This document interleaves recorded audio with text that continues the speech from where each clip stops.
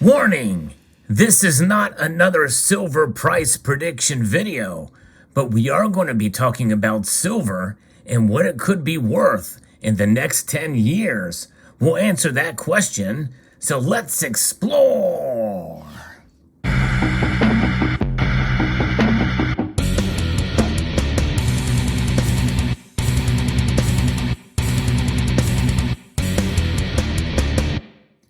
Be referencing an article that actually came from the Epoch Times, which I think was quite fascinating, and I like how they aren't approaching this in terms of giving you a price, because no one can really predict what the price is going to be in 10 years. In fact, people have done it. In fact, that's how they cushion themselves, because many people think, well, we are not going to be remembered 10 years, or our prediction won't be remembered 10 years from now or 5 years from now. But anything can happen within that 10 years or 5 years. Really, anything can happen tomorrow. But I think this is kind of an interesting piece, and we're going to approach this to give some ideas about the fundamentals of what silver is and has been for quite some time. So anybody interested in investing has probably considered trading precious metals at some point. Gold is the traditional choice, as we know, for precious metals trading, and it's usually done to hedge against the volatility of the market. But buyers and sellers have had a lot of success trading silver. Like gold, the price of silver has an excellent track record throughout history in the long term, and silver can serve the same function as gold as a store of value in the long term. Sometimes it may take longer because gold is considered a more stable investment or hedge. So the big question we have is, what will silver be worth in the long term? And how do you define the long term? And I'm kind of interjecting my own thoughts here because, people say, well, I've been stacking silver for 2 years now and I've lost money on it. Well, the thing is that you have to look a little bit beyond that. And I would say probably at the very least, long term would be 5 years, and maybe 10 years is probably a better bet. And so if you're going to be retiring or liquidating at a certain point in time, you might want to rethink silver or rethink how you buy it if you're going to be holding it in that time frame under 10 years. Nobody can precisely predict what silver will be worth or what the price is going to be, really. But the thing is something that is valued as opposed to priced, those are two very different things. And our modern economy really is so complex that predictions and models really don't make any long-term predictions possible. We can look at historic trends for silver prices, and allowing a few assumptions about the market provide an educated guess about the demand for silver 10 years out. And that's kind of where we are at. We're kind of looking at trends of the past and predictions of the future based off of the demand and the supply. So according to historic data, the price of silver reached a local high, and I guess that's adjusted for inflation, at about $62.11 per ounce in 2011. So in other words, if you take today's prices and go back to 2011, it would equate to about $62. We know that it didn't quite reach $50 then at the time. It was only for a very short amount of time. It was a spike that quickly retreated, and it fell to a more modest $29.14 per ounce by the end of 2020. So now the price of silver has decreased by about 35% since 2020, and we're seeing, trades now just above $19 an ounce as of the recording of this video. So let's give an idea of where the price could be, thereabouts, a rough guesstimate, using that term loosely as well, for a bearish market. One of the significant factors explaining the 2010 through 2020 pricing slump for silver has been a bearish commodity market for the past decade. In bear markets, asset prices fall as large holders sell off losing assets. This repeated cycle causes a chain reaction, which can cause commodity prices to lose a substantial percentage of their value. Assuming that bear market conditions continue across the next decade, it's possible the price of silver could fall to as low as $2.50 per ounce in the worst outcome. Let that sink in, folks. We could see in a bearish market, in the worst case scenario, silver could fall to $2.50 per ounce. Wow. Previous bear markets for silver show a similar trend. For example, between 1980 and the year 2000, silver prices fell from nearly $50 an ounce in 1980 to just under $7 an ounce, which is almost a 90% loss. Yes, think about that and think about where the dollar is from 1913 to now. The only difference between the dollar's loss in value is that it is a managed decline. In other words, they know that it is a losing proposition. Silver fluctuates in price, and its value really supersedes price. In other words, when silver was at $7 per ounce, it was grossly undervalued. No one can say that about the dollar at any stretch from December 1913 to today. That's the difference. That's the difference between price and value. And I think really more of us stackers should be encouraged by that. Even when we're facing a worst case scenario of $2.50 per ounce. And by the way, in that scenario, I guarantee, that's my little bit of a Cajun accent coming through, I guarantee you that you won't be able to buy any ounce of silver for under $20 an ounce. If it goes down to $2.50 per ounce, because premiums will go through the roof. People would definitely be, buying it up hand over fist. Remember that selling depreciated assets during a bearish market is not always the best idea. In fact, that's one thing I've been telling people to do, is to buy and hold, because you don't have to bite the bullet if you hold it. You're not going to take a loss when you hold on to your silver. There's no question about that.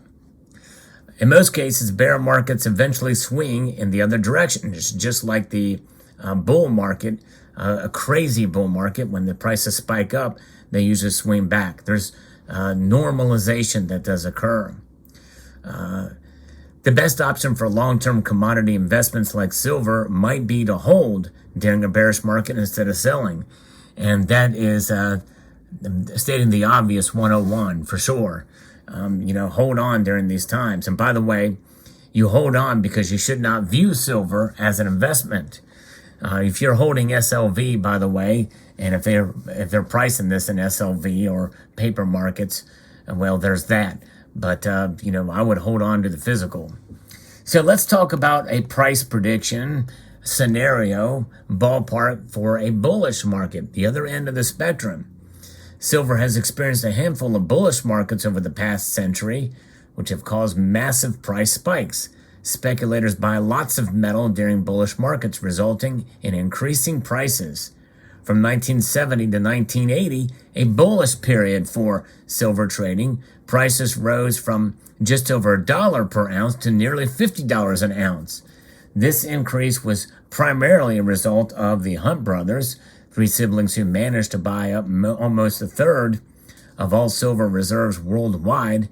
An event dubbed Silver Thursday, the subsequent crash through the 80s, was due to COMEX heavily restricting commodity futures trading.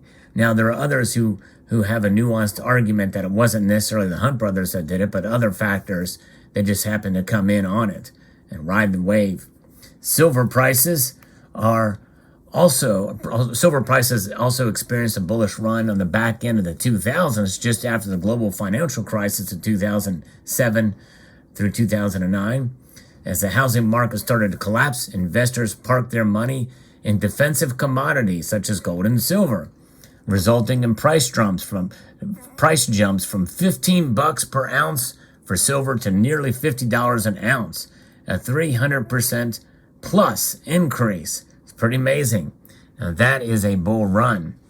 In both cases, the silver bull markets manifested from prominent market actors buying future contracts for silver. So there you go, the paper markets again, buying these future contracts. Those large runs also took place when traditional economic vehicles lost value, such as during the 2009 recession. So what will silver be worth in 10 years, assuming the same returns and a bullish market? 10-year predictions for silver prices can be anywhere between $60 per ounce, and many people think that's a stretch. But again, $2.50 was a stretch in the other direction for a bearish market, to over $600 per ounce. Now this is a range that they're giving here. A range. They didn't give a range. They just said as low as $2.50. So they're saying at the minimal for a bullish market, we'll see anywhere between $60 per ounce and $600 per ounce. Now, you let that sink in a moment. 10 years from now, I would hope that it would get to $60 per ounce just to keep up with inflation. That'd be a 3 times over, and I think that we can probably safely bet that, even if we return to a 2 or 2.5% inflation year over year, according to the Consumer Price Index, that that would about do it for keeping up with inflation. Generally speaking, rising prices are a good sign. However, if prices rise too quickly, it could mean the market is speculation bubble ready to pop. For instance, if the price of silver rises at $600, as mentioned above, it could signify hyperinflation and an impending crash. Or, like what happened in 2011, and it could happen for a very brief amount of time.